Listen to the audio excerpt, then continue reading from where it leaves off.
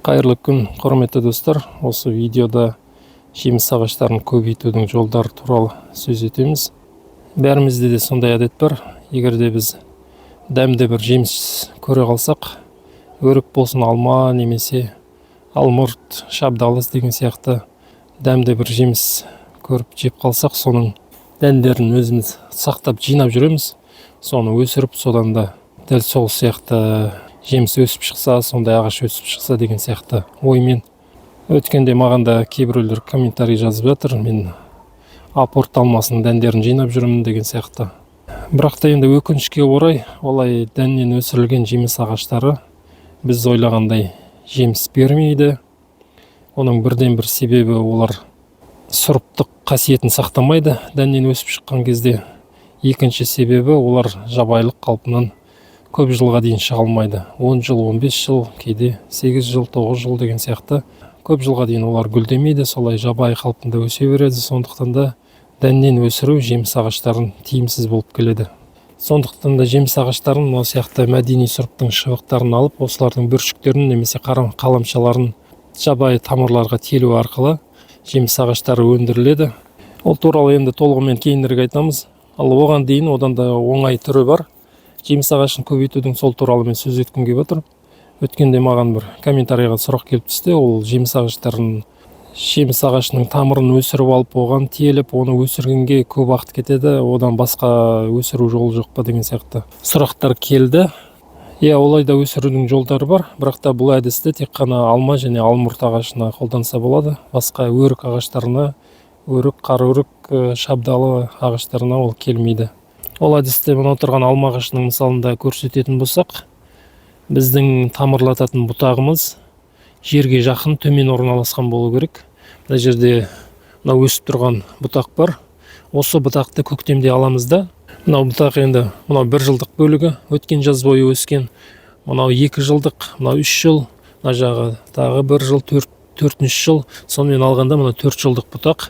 Соның мына бөлігін жерге тигізіп былай жатқызуымыз керек. Қазір енді күн суықта мен қатты майыстыруға оны қорқып тұрмын, сынып кетуі мүмкін. Ал көктем мезгілінде бұны алаңдамай жерге дейін майыстырсақ болады. Қазір олай майыстырмаймын, бірақ былайынан қарағанда енді түсінікті деп ойлаймын. Мынау осы бір бөлігін, мына жерден мына жерге дейінгі бөлігін осыны жерге тигізуіміз керек та, жерге дейін жатқызып, осылай майыстырып, одан кейін бірдеңемен қадап, мына жерге бір сым болсын майысып тұрған электрод сияқты нәрсемен осыны екі жерінен қадап жерге жапсырып, соның үстіне бір 5-6 см, 7 см дейін топырақты саламыз көктем кезінде. Содан кейін сол күйі жаз бойы осы күйінде тұру керек. Мына жерінен кесіп алып тастамаймыз бұны. Кесіп алған кезде бұл тамырламай қалады. Бұл бұл алма алмұрт ағаштарының тамырлауы өте ұзақ. Жүзім сияқты емес.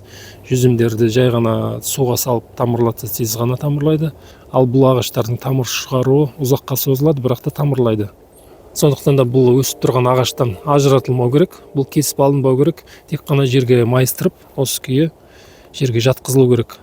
Сол кезде мынау бөлігі, осы 2 жылдық, 3 жылдық бөлігі, мына буыннан мына буынға дейінгі бөлігі, осы жердің астында жатқанда, жаз бойы егерде құрғақ болса, жаңбыр жоқ болса, лейкамен су құйып тұру керек, кемінде аптасына 1 рет.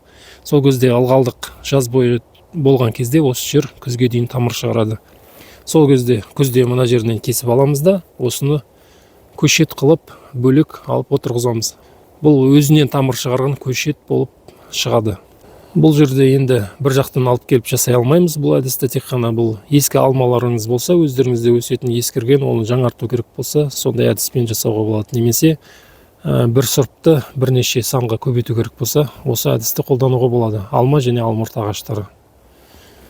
Осылай жерге жатқызып, ылғал жерге тигізіп қойып, соны бір жаз бойы ылғалдығын сақтап тұру арқылы.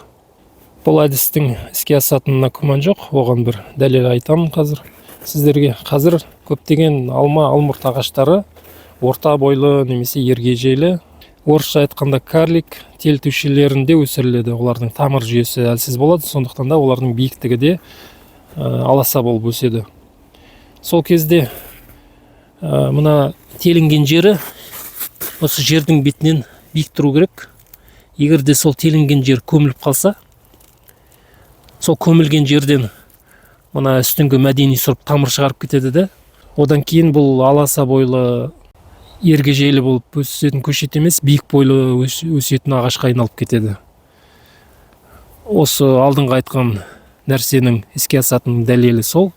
Кез келген сұрып, көптеген сұрыптар, кез келген емес, көптеген сұрыптар осы жер көміліп қалса тамыр шығарып кетеді. Ол 3 жылдық болсын, 4 жылдық болсын, үлкен ағаштардың өзі тамыр шығарып жатады.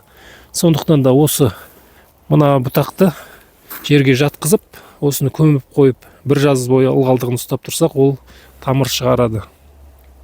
Енді тамыр шығаруға бейім емес кейбір сорттар болуы мүмкін, ол енді өте аз сирек кездесетін сұрыптар болмаса, көбі дерлік оны тамыр шығарады. Сондықтан да осы әдісті қолдансаңыздар болады. Егер де сіздерге телу арқылы көбейту қиынға түсетін болса, осы әдісті қолданып көрсе болады. Жай ғана мына алма алмұрт ағаштарының осындай 2 жылдық, 3 жылдық бұтақтарын жерге жатқызып, көміп қою арқылы 1 жыл бойы, бірақ та бұл жерде бір талап, мынау ағаштан кесіп алынбау керек. Кесіп алынған кезде тамырламай қалады. Енді біз жеміс ағашын көбейтудің негізгі телу арқылы, орысшасы прививка жолымен көбейту әдісіне келетін болсақ, ол енді негізгі әдіс болып саналады. Бүкіл көшеттер дерлік сол әдіспен көбейтіледі және де өсіріледі. Ол нәрсенің мына жерде бір ғана мысалын көрсетейін сіздерге. Егер де дәннен өсірсеңіздер қандай жағдай болады? Мәдени сұрып телінген кезде қандай жағдай болады? Мынау енді бізде 1 жыл бойы өсіп шыққан мынау өрік ағаш. 1-ақ жылдық. 1 жыл болғанда мына тұсынан өткенде көктемде телінген. Мына жердің, мына ағаштың жуандығы көктемде қаламның ғана жуандығындай, жіңішке ғана осы жерде қалам мына жерге телініп жалғанған. Одан кейін өсіп шыққан, осы 1 жазда өсіп шыққан бектік. Мынау шамамен 2,5 метр, 3 метрге де тайып қалған шығар. Бұл жерде басты нәрсе бұның биіктігі емес, бұл жерде маңыздысы мынау телінген көшеттің бүршіктерін қарасақ, мынау барлығы гүлдің бүршіктері. Мына жерде гүлдің бүршігін өрік ағашында қалай айыруға болады? Мына жерде 3 бүршік болады. Әрбір бүршікте 3 осындай 3 жаққа қараған осындай ұштар шығып тұрады. Оның ортаңғысы жапырақ шығаратын, екі жанындағы бүршік ол гүлдің бүршігі болып саналады. Әрбір бұтақты алып қарасақ, оның барлығы да осы гүлдің бүршіктері. Бұлардың барлығы да гүлдің бүршіктерімен қапталған. Бұлай айтқанда енді 1 жыл бойы, 1 жылға да жетпейді, бұл 1 жаз бойы өскен кезде мынаның бәрі гүлдеуге дайын. Бұлай қарасақ, мынаның бәрі гүлдің бүршіктері. Мынау бүкіл бұтағын қарасақ, бұлар гүлдің бүршігі. Енді екінші мысал, мынау 8 жылдық ағаш. Осы екеуін салыстырып көрсеткім келіп тұр сіздерге. Мынау 1 жылдық, мынау 8 жылдық. 8 жыл болса да, биыл шамасы 9 жылға қарап кетеді меніңше. Бұл әлі де бірде-бір рет не гүл ашқан жоқ, не жеміс берген жоқ. Бұл өйткені жабайы, дәннен өсіп шыққан өрік ағашы жабайы бұл. Мен бұны солай әдейі эксперимент күйінде қалдырып қойдым. Мен негізі ағаштарымды солай мәдени сұрыпты осылай телу арқылы көбейтемін. Осы сұрыпты неге екенін білмеймін, осы күйі қалдырып қойдым. Не болатынын көрейін деп. Мынау енді 8 жылдан асты, 9 жылға қарады. Әлі күнге дейін бір рет те болса жеміс берген жоқ, бір рет те болса бұл гүл ашқан жоқ. Мына нелері, ұштары тікен болып тұр. Мына бәрі тікен, былай қарасақ. Жан-жағын бәрі тікен. Биыл енді бұл гүл аша ма, ашпай ма білмеймін. Қарағанда мынаның бәрі енді тікен, қолға кәдімгідей кіріп кетеді міне, тікен. Бүкіл бұтақтарының ұштары міне тікен. Өйткені бұл жабайы, дәннен өскен. Мынаның бәрі тікен. Дәннен өскен ағаш. Бұл енді дәннен өскен кезде жеміс бермейді деген сөз емес, жеміс береді, бірақ та өте ұзақ жылға созылады. Ол 9-шы жылы беруі мүмкін, 10-шы жылы гүлдеуі мүмкін, немесе 10 жылдан аса гүлдеуі мүмкін. Сонша көп уақыт күту керек болады. Одан кейін 10 шақты жылдан гүлдеген кезде де бұның қандай жеміс беруі тағы да белгісіз. Ол жақсы да болып шығуы мүмкін, жаман да болып шығуы мүмкін. 50-50. Өрік шабдалы ағаштарында 50-50, ал алма алмұрт ағаштарында 10-20% ғана жақсы болып шығуы мүмкін. Қалғандары өте нашар, жеуге келмейтін өнім болып шығады. Сондықтан да сонша жыл күту ол тиімсіз. Сол себептен де жеміс ағаштары телу арқылы көбейтіледі. Осы мысалдан көрсек болады. Мынау 1 жылдық, мынау 8 жылдық. Міне. Мынау гүлдеуге дайын тұр. Мынаның қашан гүлдейтіні белгісіз. Гүлдеген кезде де бұның қандай жеміс беретіні белгісіз. Ал мынаның қандай жеміс беретінін біз алдын ала айта аламыз. Өйткені біз қандай ағаштан алған болсақ, дәл сондай жеміс береді бұл. Дәл сондай жеміс береді, және де тез жеміс береді. Биыл жеміс бермеген күннің өзінде келесі жыл бергенде де бұл енді 2-3 жыл жеміс берсе, және де біз нақты сенімді боламыз, оның қандай жеміс беретінін, қай кезде пісетінін, күзде ма, көктемде ма, жазда ма, қай кезде пісетінін білеміз, және де жемісінің шамамен қандай болатынын білеміз. Ал мынау бізге белгісіз, әлі қанша күтеміз, қанша жылдан кейін береді, және де қандай жеміс береді, ол бір жұмбақ. Бұл енді менде тұра береді, әзірге оған тиіспеймін, көреміз не болатынын.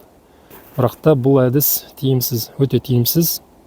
Дәннен өсіріп, оны күту, 10 жылдап күту, ол тиімсіз. Өйткені күтімі, оны 10 жыл ішінде кететін суды, оған кететін еңбектің бәрін есептеген кезде өте тиімсіз болып саналады.